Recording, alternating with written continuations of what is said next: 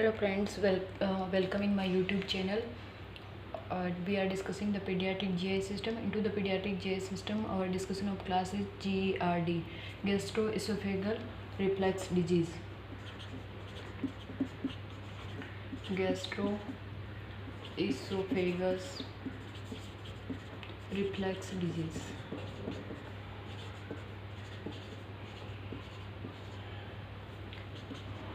नाम से ही पता चल रहा है कि gastric content into the oesophagus due to the reflux. Reflux की वजह से क्या होता है, गैस्ट्रिक कंटेंट जो होता है इसोफेगस के अंदर बैक फ्लो हो जाता है। इस डिजीज़ के अंदर क्या होता है,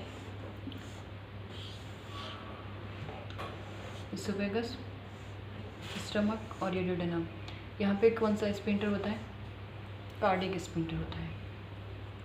इस स्पिंटर के में क्या होता है, यहाँ पे स्टमक का कंटेंट जो होता है इस स्पिंटर के अंदर रिलैक्सेशन होता है या फिर कोई न्यूरोमस्कुलर कोज होता है, उसकी वजह से ये स्पिंटर लूज होता है। तो यहाँ से क्या करते हैं, बैक फ्लो होता है एसिड का ऊपर की तरफ। तो ये गैस्ट्रिक कंटेंट कहाँ चला जाता है, इसोफेगस के अंदर। इसको बोलते हैं गैस्ट्रोएसोफेगल रिफ्लैक्स। इसके अंदर अगर न्यूरोलॉजिकल कोज की वजह से होता है तो इसको बोलते हैं ये एक डिजीज़ होती है, क्योंकि गैस्ट्रिक कंटेंट वापस इसोफेगस के अंदर चला जाता है।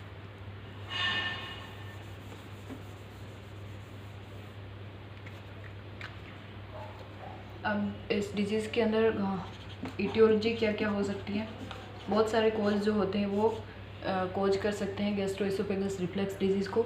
और इसका मोस्ट कॉमन कोज जहाँ से क्वेश्चन पूछा जाता है वो होता है न्यूरोलॉजिकल डिप्राइवेशन।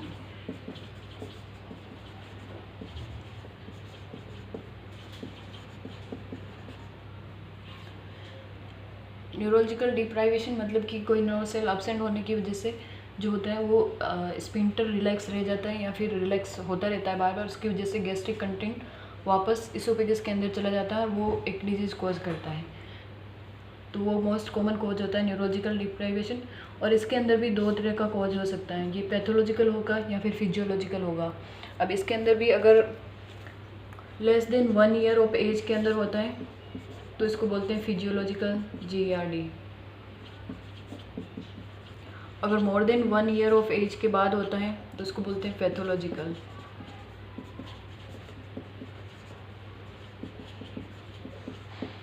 इसके अलावा अदर कॉजेज क्या क्या हो सकते हैं, इमेच्योर CNS की वजह से भी हो सकता है, या फिर एब्डोमिनल प्रेशर ज़्यादा होता है तो भी हो जाता है।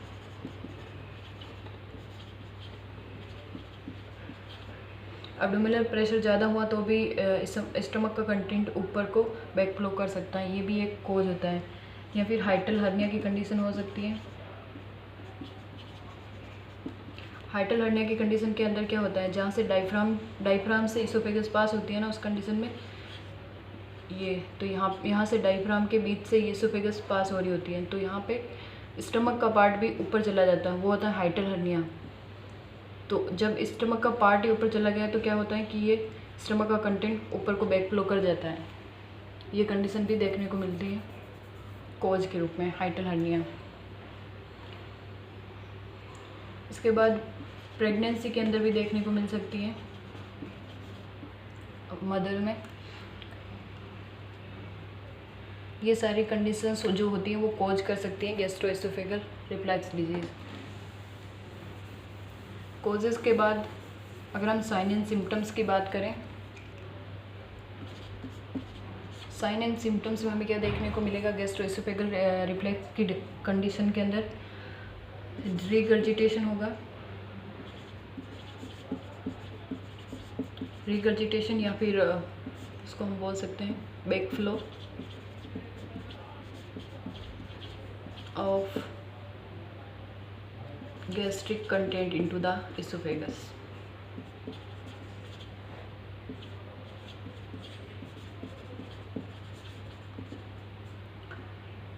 गैस्ट्रिक कंटेंट का बैक फ्लो होता है, बच्चे के अंदर वेट गेन नहीं होगा या फिर कम होगा, या फिर इरिटेबल दिखेगा बच्चा, लिथार्जिक होगा,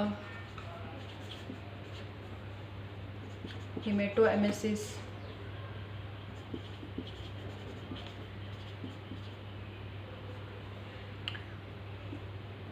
ऑर्डेनोफेजिया या फिर डिस्फेजिया।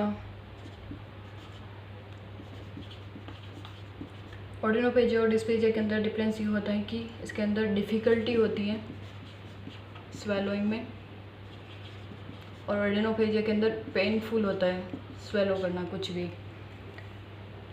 ये सारी कंडीशंस भी हमें देखने को मिल सकती हैं बच्चे के अंदर। ये कंडीशन, साइन एंड सिम्टम्स हमें देखने को मिलेंगे। अब मेनली अगर हमें मैनेजमेंट करना है, मैनेजमेंट के अंदर अगर हम बात करें, इसके अंदर मैनेजमेंट के अंदर सर्जिकल मैनेजमेंट करें तो ये होता है फंडो एप्लीकेशन।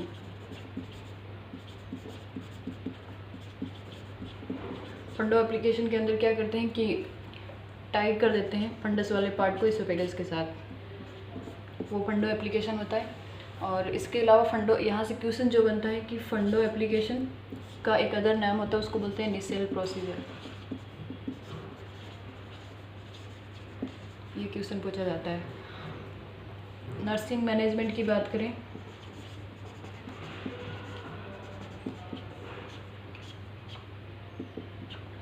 नर्सिंग मैनेजमेंट के अंदर क्या करते हैं, मेनली पोजीशंस के क्वेश्चन जो बनते हैं। पोजीशन के अंदर सुपाइन पोजीशन दी जाती है,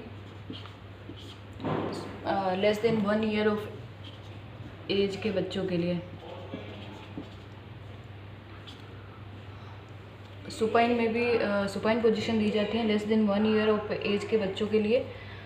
अगर सुपाइन भी कब देते हैं, लेस देन 1 ईयर वाले बच्चे को, जब बच्चा जग रहा होता है, या फिर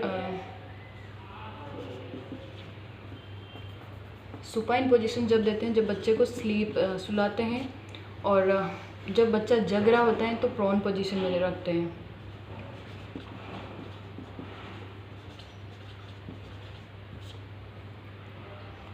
प्रोन पोजीशन में रखते हैं बिकॉज क्या होता है कि इस टाइम के अंदर बच्चे को सबसे ज़्यादा चांसेस होते हैं सडन इन्फेंट डेथ सिंड्रोम के, क्योंकि प्रोन पोजीशन में जब भी बच्चा सो रहा होता है तो ऑक्सीजनेशन या फिर ब्रीथिंग प्रॉब्लम हो सकती है। तो इससे प्रिवेंट करने के लिए जब भी बच्चा स्लीप टाइम में होता है तो उसको हमेशा सुपाइन पोजीशन दी जाती है।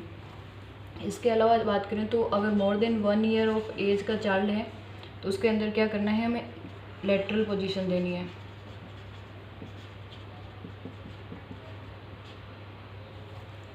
लेटरल में भी कौन सी, लेफ्ट लेटरल पोजीशन देते हैं, विद हेड एलिवेट कर सकते हैं।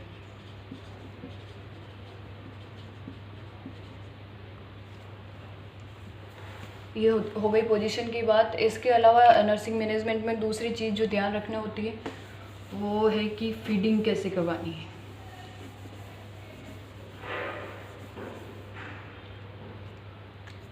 बॉटल फीडिंग करवा सकते हैं,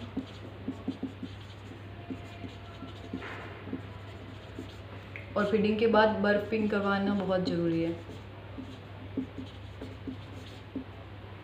और बिफोर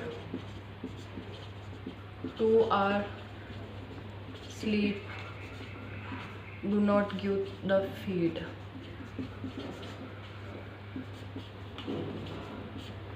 इसके अलावा ये हमें अवॉइड करना है, 2 घंटे पहले सोने से बच्चे को दूध नहीं पिलाना है।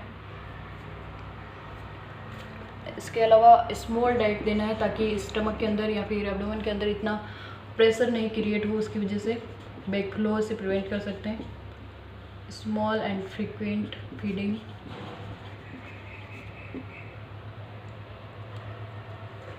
और इसके अलावा एक चीज़, अगर हम बॉटल फीडिंग करवाते हैं तो इसमें क्या करना है कि हमें थिक फीडिंग करवानी होती है।